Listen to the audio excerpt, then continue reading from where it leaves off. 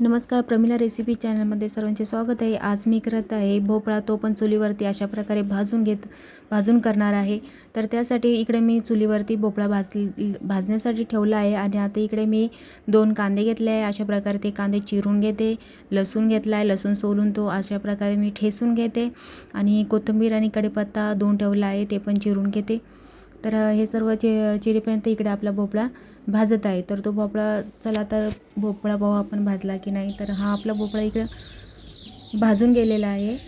तर त्याला आपण हे वरचे हे साल आपण चांगल्या प्रकारे काढून घेऊ आणि त्याला थंड झाल्यानंतरच तुम्ही कापा। मला थोडी घाई म्हणून मी कापून घेत आहे त्याला गरमच। तर कापून झाल्यानंतर इकडे चुलीवरती मी कढाई ठेवली, त्यामध्ये तेल टाकला, जिरा टाकला आणि अशा तडतड झाल्यानंतर लगेच आपण त्यामध्ये ठेचलेला लसूण टाकूया। ठेचलेला लसूण टाकल्यानंतर आपण त्यामध्ये चांगलं हलवून घेऊ आणि त्यामध्ये कांदा टाकू।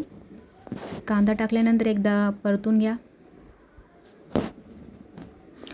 नंतर त्यामध्ये कढीपत्ता टाकून घ्या, एक एक प्रकारे सर्व साहित्य टाकून झाल्यानंतर आता यामध्ये मसाला टाकला मी। नंतर सब्जी मसाला टाकला, लाल पावडर टाकला, हळद टाकते आणि हलवून घेऊ आपण चांगल्या प्रकारे अशा प्रकारे। आणि भोपळा हा बारीक केलेला आपण टाकू, हलवून घेऊ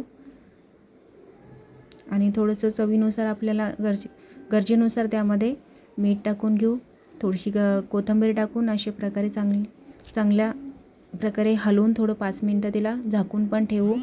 झाकून ठेवल्यानंतर अशा प्रकारे तुम्ही पाहू शकता हा माझा भोपळा तयार झालेला आहे। तर तुम्ही पण करा, खूप छान रेसिपी केली, मी पहिल्यांदाच केली। तुम्हाला माझी रेसिपी आवडल्यास माझ्या चॅनलला नक्की सबस्क्राईब करा। Thanks for watching. तुम्ही पण नक्की करा।